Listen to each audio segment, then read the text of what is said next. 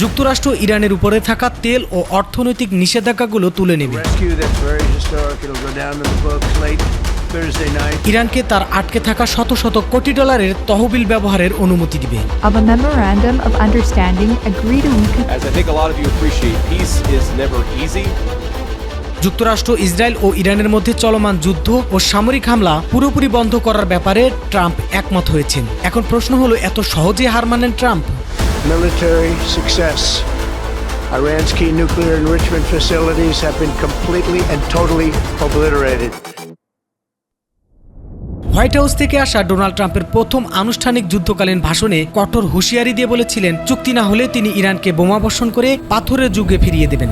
As we speak this evening, it's been just 1 month since the United States military began Operation Epic Fury. Trump শুরু থেকেই প্রচার করছিলেন যে তিনি ইরানকে সম্পূর্ণ ও নিঃশর্ত আত্মসমর্পণ করতে বাধ্য করবেন। তিনি দাবি করেছিলেন ইরানকে এমন এক চুক্তিতে আসতে হবে যেখানে ইরান তাদের ব্যালিস্টিক মিসাইল প্রোগ্রাম এবং পরমাণু কর্মসূচি পুরোপুরি ধূলিসাৎ করে দেবে। We are going to destroy their missiles and raise their missile industry to the ground. কিন্তু দিন শেষে ট্রাম্প কতটুকু ক্ষতি করতে পেরেছে ইরানের? যুদ্ধ দীর্ঘমেয়াদী হওয়া, বিশ্বজুড়ে জ্বালানি সংকট ও অর্থনৈতিক সংকট এবং মধ্যপ্রাচ্যের মার্কিন ঘাঁটিগুলোতে পাল্টা আঘাতের কারণে ট্রাম্প ইরানের বেশ কিছু শর্ত এবং দাবি মেনে নিতে বাধ্য হলো। 14 দফার মধ্যে ট্রাম্প সরাসরি ইরানের 6টি বড় শর্ত বা দাবি মেনে নিতে বাধ্য হয়েছেন। ট্রাম্প মাথা নত করেছেন তার নিজের অর্থনৈতিক অস্তিত্ব এবং আমেরিকার ভঙ্গুর অর্থনীতি পরিস্থিতি রক্ষা করার জন্য। যে ট্রাম্প কয়েকদিন আগেও কঠোর হুঁশিয়ারি দিচ্ছিলেন, তিনি কেন হঠাৎ করে যুদ্ধবিরতির পক্ষে কথা বলতে শুরু করলেন? ইরানের সামরিক সক্ষমতা কি যুক্তরাষ্ট্রকে নতুন করে হিসাব কষতে বাধ্য করছে, নাকি এটি ছিল ট্রাম্পের পূর্ব পরিকল্পিত কৌশল? আজ আমরা বিশ্লেষণের আলোকে সেই প্রশ্নগুলোর উত্তর খুঁজব। তো স্বাগত জানাচ্ছি আমাদের চ্যানেলের আরও একটি নতুন ভিডিওতে।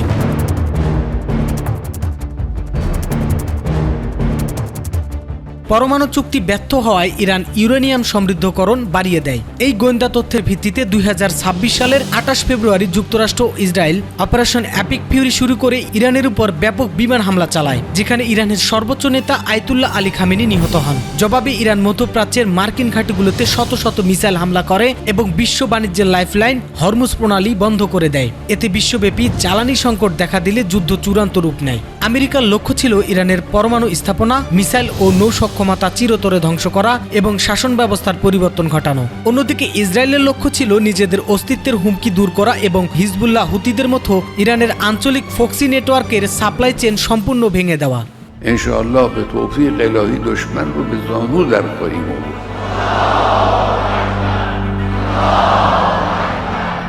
سید علی حسینی خامنه‌ای در راه سربلندی Iran's supreme leader is believed to be dead.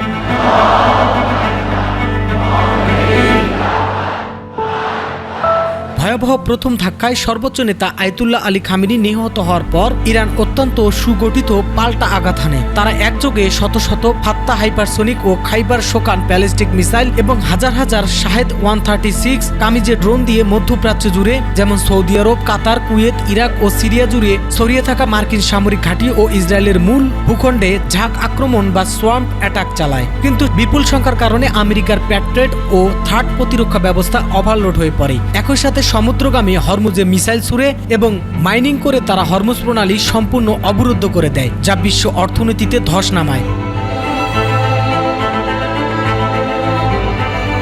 2026 সালে সংঘাত দীর্ঘায়িত হলে আমেরিকার সামনে 3টি বড় ঝুঁকি তৈরি হয়। 1 নম্বরে ছিল মার্কিন ঘাঁটির অনিরাপত্তা। কাতার, বাহরাইন ও ইরাকে অবস্থিত মার্কিন ঘাঁটিগুলোতে ইরানের একযোগে শত শত ব্যালিস্টিক মিসাইল ও ড্রোন দিয়ে ঝাঁকে ঝাঁকে আক্রমণ ওভারলোড হয়ে পড়ায় মার্কিন সেনা ও সামরিক সম্পদের বড় ক্ষয়ক্ষতির ঝুঁকি তৈরি হয়। দ্বিতীয়ত, অর্থনৈতিক ধস। ইরান হরমুজ প্রণালী বন্ধ করায় বিশ্ববাজারে তেলের দাম 25% কমে যায় এবং দাম ব্যারেল প্রতি $120 ছাড়ায়। ফলে খোদ আমেরিকায় তীব্র মূল্যস্ফীতি ও শেয়ার বাজারে ধসের ঝুঁকি তৈরি হয়। তৃতীয়ত, অন্তহীন যুদ্ধের ব্যয়। ইরাকের মতো $1 ট্রিলিয়ন ব্যয়ের এক অন্তহীন সামরিক চোরাবালির সুনির্দিষ্ট ঝুঁকি ছিল।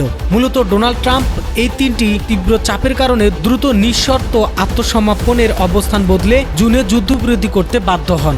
আপনার মতে ট্রাম্পের এই সিদ্ধান্ত কি দুর্বলতার পরিচয় নাকি বাস্তববাদী কৌশল? মন্তব্যে আপনার মতামত জানান। ভিডিওটি ভালো লাগলে লাইক, শেয়ার, কমেন্ট এবং সাবস্ক্রাইব করে আমাদের সাথেই থাকুন।